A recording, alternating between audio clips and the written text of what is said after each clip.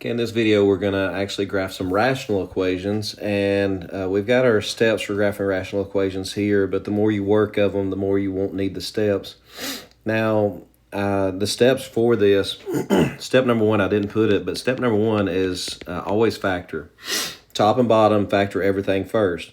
Find any holes, and we'll show you in just a second. That's where you have a factor that's the same on top and bottom. Whatever makes that factor 0 is a hole. We're going to find x-intercepts by plugging in 0 for y, which we always have. Just a reminder, only fractions equal to 0 if the top is 0. Find the y-intercept by plugging in 0 for x. Find horizontal or oblique asymptotes by looking at our powers. We'll show you in a second. Find vertical asymptotes by setting the bottom equal to 0, and then we're going to sketch the graph. So first off, we're going to factor this thing.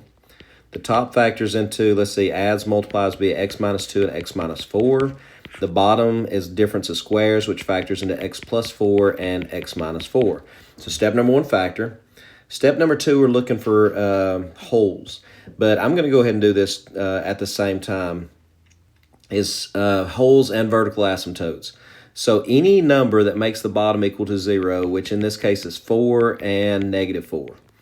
If it's a place where the top and bottom cancel, like at x minus 4 and x minus 4, that's going to be a hole. So we're going to have a hole at x equals 4, and this other one that doesn't cancel is going to be called a vertical asymptote. So I'm going to go ahead and I'm going to put both of those on my graph. So I'm going to have a vertical asymptote. I'm going to do it in red. I'm going to have a vertical asymptote at x equals negative 4. Now, when we canceled those, we actually simplified what we're having to graph, and we now have x minus 2 over x plus 4, which makes it a whole lot easier. Next step, I'm going to go ahead and I'm doing these steps out of order, and that's perfectly fine. Horizontal oblique asymptotes. There's 3 rules that we need to know, and each one of these problems represents each of the 3 rules. What we're going to do is we're going to look at the powers. Our highest power of x on top and the highest power of x on bottom. The numbers that in front of them, if the powers are the same, the numbers in front of them are going to show you where the horizontal asymptote is. So in this case, horizontal, y equals 1. So there's your horizontal asymptote. And I'm going to do the graph in black now. But before we do, let's find out where that hole's located. Now, we couldn't plug it in here, but now that we've got this thing cleaned up, we can actually plug in x equals 4. And on top, we have a 2. And on bottom, we have an 8. So 2 over 8, which is 1/4. So 4, 1, 2, 3, 4, comma 1/4 is that going to be that hole in our graph. I'm going to go ahead and put that there. Okay, and again, here's what we're graphing. It's cleaned up. To find an x-intercept, we can plug in 0 for y. So if we set this thing equal to 0, that's going to show us where our x-intercept is. Now, since I have a fraction, the only way a fraction can equal 0 is if the top is 0. So that's going to occur at 2. We can find a y-intercept by plugging in 0 for x, and that's going to give me negative 2 over 4, or negative 1/2. That's going to be my y-intercept, which is going to be there at negative 1/2. And you can, and I'm going to pause the video, you can now, in order to graph this thing, remember it follows the asymptote lines, but you can plug in some other points and kind of get a smooth graph, and that's what I'm going to do now. I actually got points at, let's check this, negative 3, negative 5. 1, 2, 3, 1, 2, 3, 4, 5. I got points at negative 5, positive 7, which, let's see, that's going to be negative 5. 1, 2, 3, 4, 5, 6, 7 is way up here, and negative 6, comma 4, which is going to be 1, 2, 3, 4. And now, again, we know that our graph is just going to follow those asymptote lines. So there's the first portion of your graph.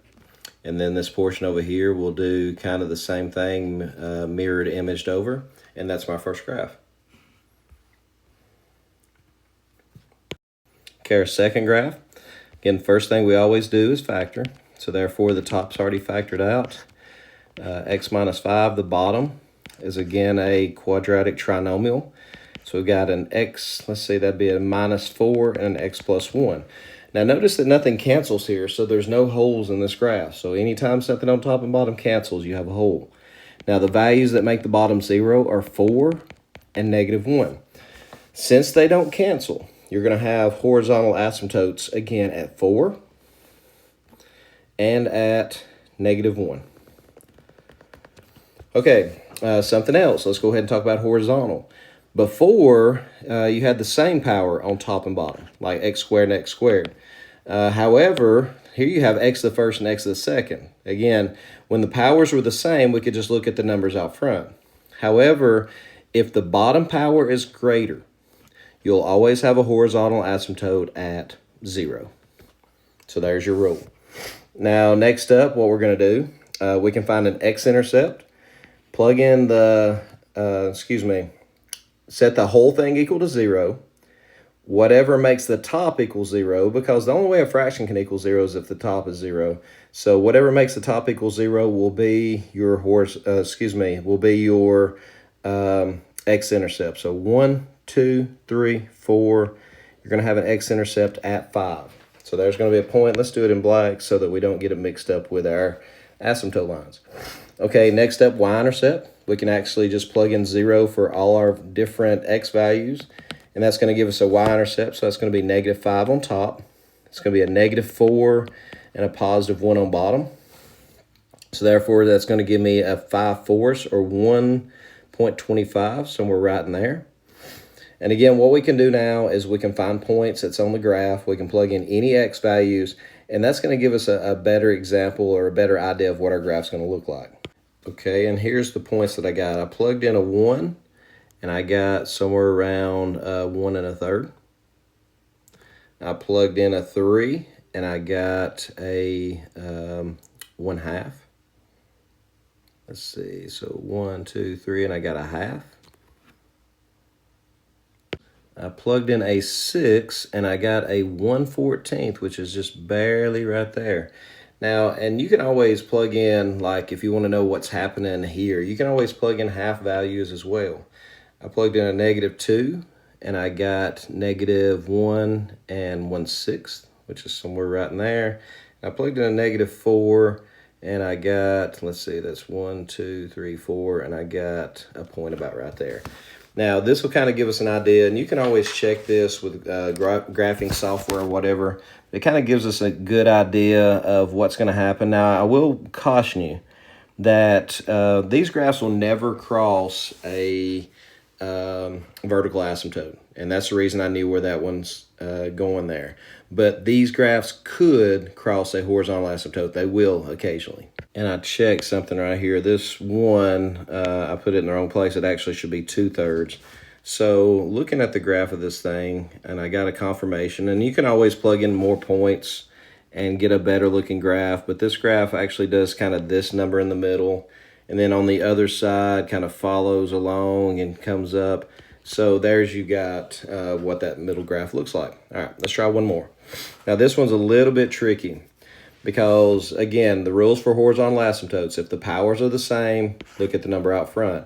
Power on bottom's greater, then 0 is going to be your horizontal asymptote. If the power on top is greater, it will not have a horizontal asymptote. It'll have what's called an oblique asymptote. So I'm going to go ahead and do it first. The way you find oblique asymptotes is that synthetic division that we're getting really, really much better at. We're going to use synthetic division because that actually means divide. So we're going to divide this thing out, 1, 1, 0, 0, -6, and we're done. So we have x plus 0, and then -6 over x plus, or x minus 1 as a remainder. To find the oblique asymptote, all you have to do is this. Get rid of your remainder. That's going to be your oblique asymptote. So y equals x.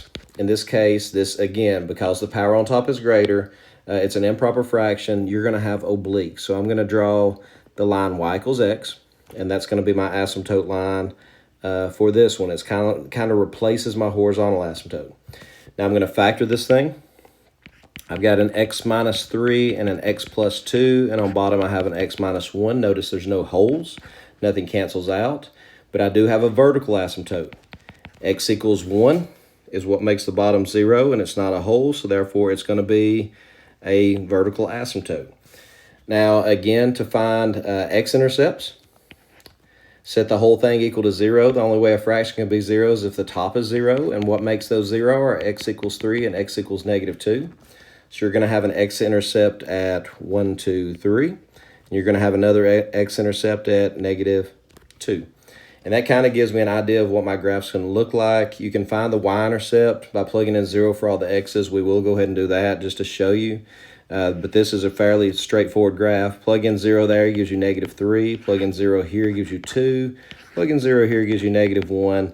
So that gives me -6 over -1, which is 6. So I have a y-intercept at 1, 2, 3, 4, 5, 6. And now we're just going to follow our asymptote lines here.